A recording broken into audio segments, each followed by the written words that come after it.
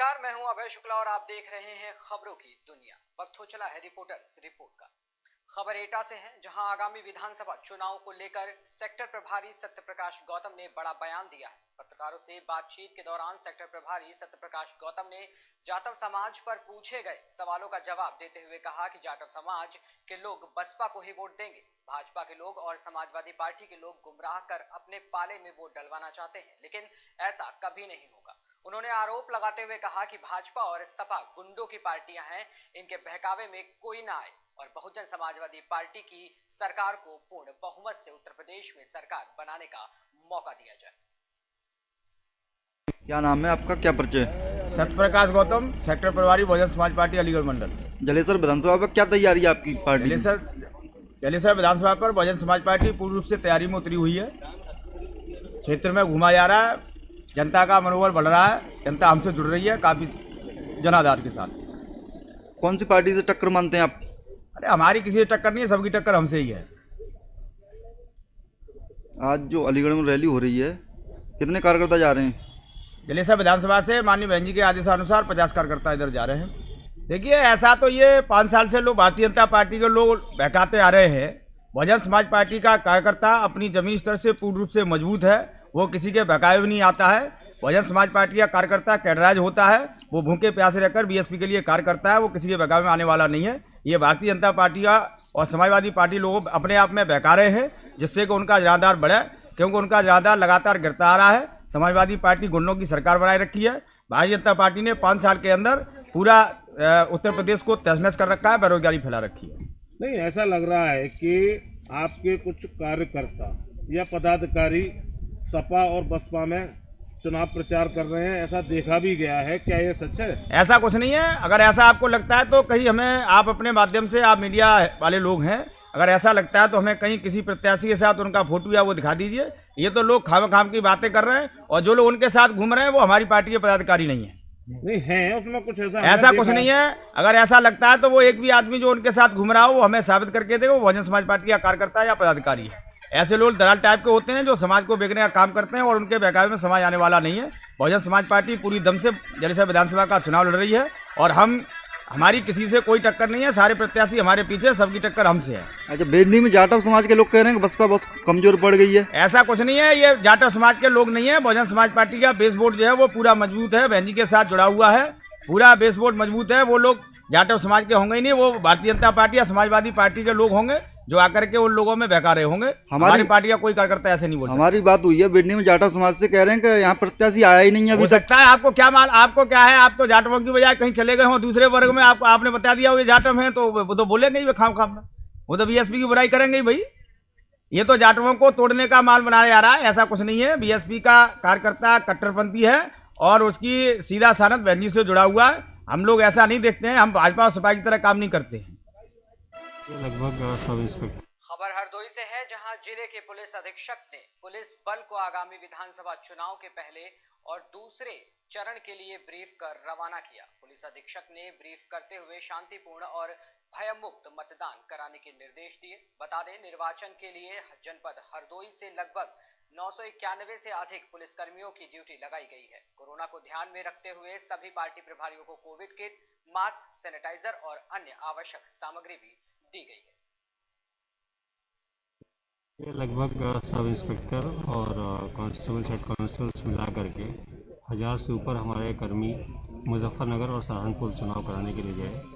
इनको 22 टीमों में बांट करके हमने बसों में बैठाया और एक गेस्टेड अफसर के साथ विदा किया। इनके साथ इनकी मेस और टीम लीडर्स हैं। मेरे द्वारा इनकी ब्रीफिंग की गई, इनका मनोबल बढ़ाया गया और उत्कृष्ट कोटि का आचरण और करने के लिए कई सारे निर्माण। यूपी के हमीरपुर जिले में आज केंद्रीय रक्षा मंत्री राजनाथ सिंह पहुंचे। यहां उन्होंने समीरपुर स्थित तपोभूमि मंदिर में स्वामी रोटीराम महाराज की समाधि स्थल पर श्रद्धांजलि अर्पित करने के बाद जनसभा को संबोधित किया। सभा को संबोधित करते हुए राजनाथ सिंह ने सपा और कांग्रेस पर निशाना साधा और साथ ही भारत की भारत रत्न लता मंगेशकर के निधन को देश की अभूतपूर्व क्षति बताया। ऐ मेरी वतन के लोगों, आंख में भर लो पानी, यह लता जी का ही गीत था।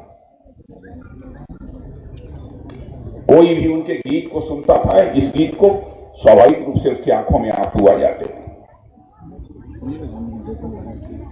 बहनों भाइयों, मैं आप सबकी तरफ से, अपनी तरफ से उनके प्रति अपनी श्रद्धांजलि अर्पित करता हूं। 1947 में भारत का विभाजन हुआ था, भारत और पाकिस्तान बने थे। हम नहीं चाहते थे कि भारत का विभाजन हो, लेकिन भारत का विभाजन हुआ। बहुत सारे हिंदू, सिख, ईसाई, पारसी, यहूदी जो भारत के मूल निवासी थे, वो पाकिस्तान में रहने को मजबूर थे और उनका धार्मिक उत्पीड़न होता था। तुम माइनॉरिटी हो, तुम अपने देश जाओ। उस समय भी हम लोगों ने कहा था, जिस दिन हमको भारत की संसद में बहुमत मिल जाएगा, उस दिन हम एक नागरिकता का कानून भारत की संसद में पारित करेंगे, ताकि पाकिस्तान, अफगानिस्तान और बांग्लादेश से कोई भी अल्पसंख्यक जो भारत का मूल निवासी है, भारत में आना चाहता है, तो ससम्मान उसे हम भारत की नागरिकता प्रदान करेंगे। यह भी करके दिखाएं। सुनी नहीं कर पाता। यह है भारत की ताकत।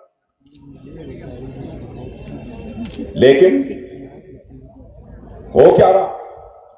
राहुल गांधी जी संसद में खड़े होकर कहते हैं, भारत और चीन के बीच जो मुठभेड़ हुई थी, उसमें भारत के सेना के जवान ज्यादा मारे गए और चीन के 3-4 मारे गए,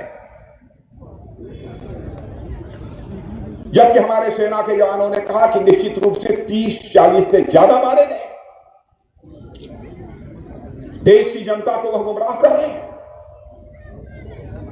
मैं भी देश का रक्षा मंत्री हूं मेरे बहनों भाई। परसों 2 दिन पहले ही आपने अखबारों में पढ़ा होगा कि ऑस्ट्रेलिया के एक माने जाने पत्रकार ने, वहां के अखबार ने लिखा है कि भारत और चीन के बीच जो आमना सामना हुआ था, जो संघर्ष हुआ था, उसमें चीन के 38 से लेकर 50 के बीच में लोग मारे गए हैं। बहनों भाइयों, हमारे देश की सेना ने जिस शौर्य, पराक्रम और साहस का परिचय दिया है, सभी के द्वारा उसका स्वागत किया जाना चाहिए। और राहुल गांधी हमारे सेना के जवानों के शौर्य, पराक्रम और साहस पर सवालिया निशान लगाने की कोशिश कर रहे हैं। मैं आपसे पूछना चाहता हूं, क्या ऐसी ही राजनीति होनी चाहिए? भारत की ताकत का एहसास राहुल जी को होगा। भारत की ताकत कैसे बड़ी है? भारत का मैं गृह मंत्री था, कुछ समय पहले आपने देखा होगा उरी और पुलवामा में पाकिस्तान के आतंकवादियों ने आकर हमारे पैरामिलिट्री फोर्सेस के जवानों के ऊपर कायराना हमला कर दिया। हमारे पैरामिलिट्री फोर्स के जवान मारे गए। उसके बाद प्रधानमंत्री जी ने हम 2-3 लोगों के साथ बैठकर बहनों भाइयों फैसला किया। उसके बाद हमारे सेना के जवानों ने पाकिस्तान के अंदर घुसकर पाकिस्तान के आतंकवादी ठिकानों पर सर्जिकल स्ट्राइक की और एयर स्ट्राइक के माध्यम से आतंकवादी ठिकानों का सफाया कर दिया। चिंता यदि किसी सरकार ने की है बहनों भाइयों, तो भारतीय जनता पार्टी की सरकार ने की है, योगी जी की सरकार ने की है। और मैं कह सकता हूं, हमारे योगी जी यहां के मुख्यमंत्री ऑलराउंडर खिलाड़ी हैं, ऑलराउंडर खिलाड़ी हैं। बल्लेबाजी तो करते ही हैं, लेकिन यदि गेंदबाजी पर भी उतर आते हैं तो बड़े बड़े बल्लेबाजों के विकेट उखाड़ देते हैं। एक ऐसे हमारे मुख्यमंत्री।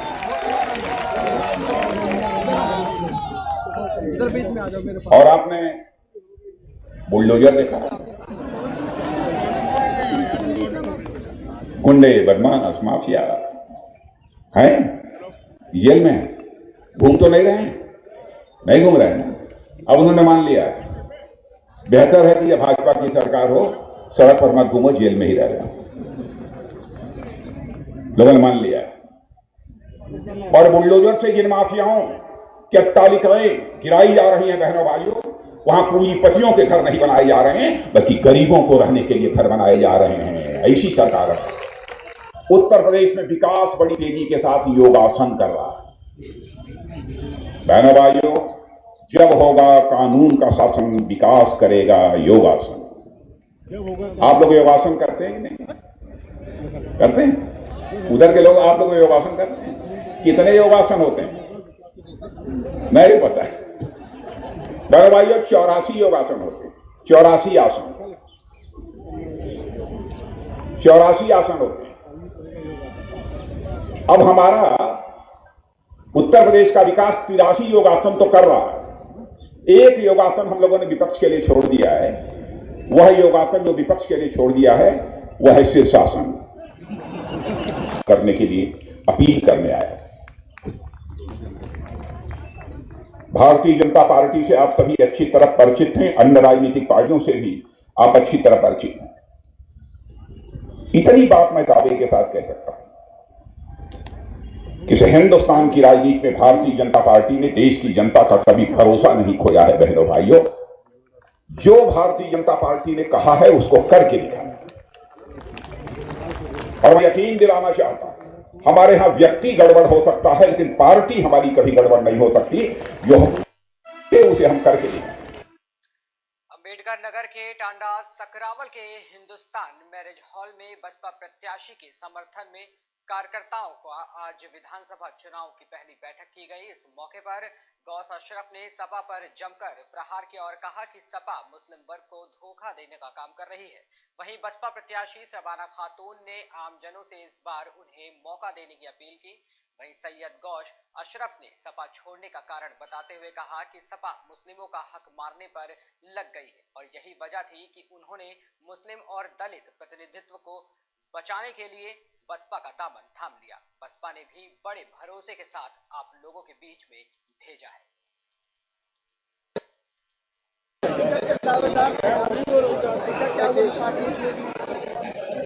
देखिए, ऐसा है, लोकतंत्र में सबको ये हक और अधिकार है कि वो राजनीति करे। राजनीतिक पार्टियां जो हैं वो एक प्लेटफॉर्म है।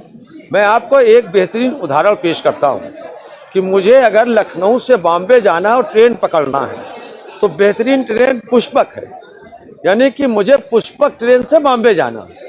मुझे ये देखने की ज़रूरत नहीं कि वो ट्रेन किस प्लेटफॉर्म नंबर पे खड़ी है, 1 पे हो या 6 पर या 10 पर हो। मुख्य उद्देश्य जो हमारा है वो है पुष्पक। तो राजनीति जो भी व्यक्ति, बहुत से लोग कहते हैं कि ये तो अपने फायदे के लिए कर रहे हैं। अब मुझे बताओ, राजनीति को नुकसान के लिए कर रहा है भाई? व्यापार को नुकसान के लिए कर रहा है? हर एक व्यक्ति जो भी कार्य कर रहा है वो अपने फायदे के लिए कर रहा है। तो राजनीति भी फायदे के लिए, सिर्फ मेरा फायदा नहीं, उसमें मेरे फायदे के साथ साथ संपूर्ण जनता का फायदा निहित है। जनता के फायदों को देखते हुए मैंने ये उचित समझा कि जो सही प्रतिनिधि हो सकता है वो अकबरपुर से पैराशूट से लाए हुए प्रत्याशी के द्वारा नहीं हो सकता है। मैंने अपना कुर्बानी दिया है, मैंने सर पे कफन बांधा है। अंतिम क्षण में आने के बाद इतने अल्प समय में आकर ये मैं बहन कुमारी मायावती जी का मैं एहसानमंद हूँ कि उन्होंने मुस्लिम समाज की भावनाओं का सम्मान किया और शबाना खातून को टांडा विधानसभा का प्रत्याशी बनाकर भेजा। एक बात ये बताए, जिस तरीके से समाजवादी पार्टी बसपा में मुस्लिम भागीदारी में, दोनों में कितना फर्क है? जमीन और आसमान का अंतर है। देखिए, कहना और करने में दोनों अंतर है। आप लोग इतिहास देख लीजिए, आदरणीय बहन कुमारी मायावती जी ने कहने पे विश्वास नहीं किया, करने पे विश्वास किया है। मैं आपको 2 उदाहरण देता हूं। यहाँ पर पूर्ण बहुमत की सरकार 2007 में आदरणीय बहन कुमारी मायावती जी की थी। 7 से लेकर 12 तक मुझे बताइए पूरे उत्तर प्रदेश में कहीं एक दंगा हुआ हो? एक दंगा हुआ हो तो मैं राजनीति से संन्यास ले लूंगा। और 12 से 17 के बीच में कैसे दंगे हुए आप सब मीडिया के लोग जानते हो। अब आइए, मुस्लिम समाज के उद्धार के लिए क्या किया? आदरणीय बहन कुमारी मायावती जी ने पूरे भारतवर्ष में अरबी फारसी यूनिवर्सिटी अगर कहीं बना के दिया है तो लखनऊ की पावन धरती पर गवर्नमेंट लेवल की पहली अरबी फारसी यूनिवर्सिटी आदरणीय कुमारी बहन मायावती जी ने दिया। मुस्लिम समाज के दबे कुचले असहाय बच्चों को उच्च शिक्षा देने के लिए IAS, PCS, IPS बनाने के लिए कोचिंग सेंटर बनाया। आज वो सेंटर चल रहा है। 100 बच्चे वहाँ पे मुस्लिम समाज के बच्चे, अल्पसंख्यक समाज के बच्चे वहाँ पे फ्री में शिक्षा लेते हैं, फ्री में रहते हैं, फ्री में खाते हैं। ये किसने दिया? आदरणीय बहन कुमारी मायावती जी ने दिया। मदरसों को जो आज मदरसे देख कर लोग चिढ़ते हैं, बहन कुमारी मायावती जी ने मदरसों को आगे बढ़ाने के लिए मदरसा बोर्ड बनाया पूरे हिंदुस्तान में। तो सबसे पहले उत्तर प्रदेश में बहन कुमारी मायावती। जनसत्ता दल लोकतांत्रिक पार्टी के राष्ट्रीय अध्यक्ष रघुराज प्रताप सिंह उर्फ राजा भैया आज जनपद जालौन के दौरे पर थे। गौरतलब है कि उनकी पार्टी से उम्मीदवार डॉक्टर ब्रजेश सिंह रजावत माधवगढ़ विधानसभा सीट से अपनी किस्मत आजमा रहे हैं। आज जनसत्ता दल लोकतांत्रिक पार्टी के राष्ट्रीय अध्यक्ष राजा भैया ने माधवगढ़ और कोंच में अपनी जनसभाओं को संबोधित करते हुए पार्टी के उम्मीदवार डॉक्टर ब्रजेश सिंह रजावत को जिताने की अपील की। उन्होंने लोगों को आश्वासन दिया कि अगर आप लोग उनकी पार्टी के उम्मीदवार को जिताते हैं तो वो हमेशा आपकी सेवा में उपस्थित रहेंगे और माधवगढ़ विधानसभा क्षेत्र के चौमुखी विकास में सहायक बनेंगे। उन्होंने कहा कि इस विधानसभा क्षेत्र में विकास की बहुत सी संभावनाएं हैं जिन्हें पिछली सरकारों ने नजरअंदाज किया है।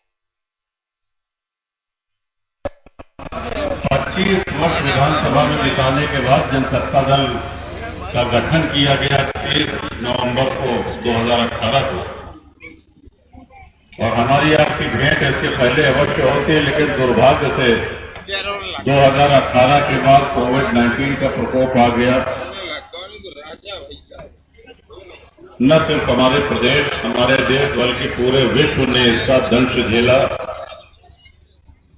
और एक बुरे दौर से हम सभी लोग गुजरे। ईश्वर से कामना है कि कोविड का ये तीसरी है, इससे भी हमको निजात मिले और हमारे देश में, पूरे विश्व में फिर कभी ऐसी। उत्तर प्रदेश के मुखिया योगी आदित्यनाथ अचानक आगरा पहुंचे। सीएम योगी जनसभा को संबोधित करने मथुरा पहुंचे। उन्होंने क्या कुछ कहा, देखिए। क्या नाम है आपका? जोर से बोलिए। टिम्पी खन्ना। और क्या बोला योगी जी ने आपसे? आपका नाम क्या है? हाँ, और आप बताइए क्या नाम है आपका? टिया खन्ना। क्या बात हुई आपकी योगी जी से, आप मुलाकात करी, कैसा लगा आपको? बस उन्होंने यही पूछा कैसे हो, कौन सी क्लास में हो, बस यही पूछा था और मैंने बता दिया। मैं बहुत खुश हुआ आज वो आए यहाँ पे। जिनको आप टीवी में देखते थे, आज आपने उनको लाइव देखा, कैसा लग रहा है? बहुत ही ज्यादा खुशी हो रही है क्योंकि मतलब सपना है योगी जी मोदी जी से मिलना और आज योगी जी को तो लाइव देख भी लिया। मतलब अब बहुत ज्यादा इंतजार किया था उनके आने का। आपको लगा कभी योगी जी से मुलाकात हो सकती है? कभी नहीं सोचा था। बस एक दिन मोदी जी से भी करूंगी ऐसे ही। ठीक है। क्या नाम है आपका? टिम्पी। जोर से बोलिए। टिम्पी खन्ना। और क्या बोला योगी जी ने आपसे? आपका नाम क्या है? हाँ, और आप बताइए क्या नाम है आपका? टिया खन्ना। क्या बात हुई आपकी योगी जी से, आप मुलाकात करी, कैसा लगा आपको? बस उन्होंने यही पूछा कैसे हो, कौन सी क्लास में हो, बस यही पूछा था और मैंने बता दिया। मैं बहुत खुश हुआ आज वो आए यहाँ पे। जिनको आप टीवी में देखते थे, आज आपने उनको लाइव देखा, कैसा लग रहा है? बहुत ही ज्यादा खुशी हो रही है क्योंकि मतलब सपना है योगी जी मोदी जी से मिलना और आज योगी जी को तो लाइव देख भी लिया। मतलब अब बहुत ज्यादा इंतजार किया था उनके आने का। आपको लगा कभी योगी जी से मुलाकात हो सकती है? कभी नहीं सोचा था। बस एक दिन। फिलहाल इस वक्त के लिए इतना ही। देश और दुनिया की ऐसी तमाम खबरों को जानने के लिए बने रहिए हमारे साथ और देखते रहिए खबरों की।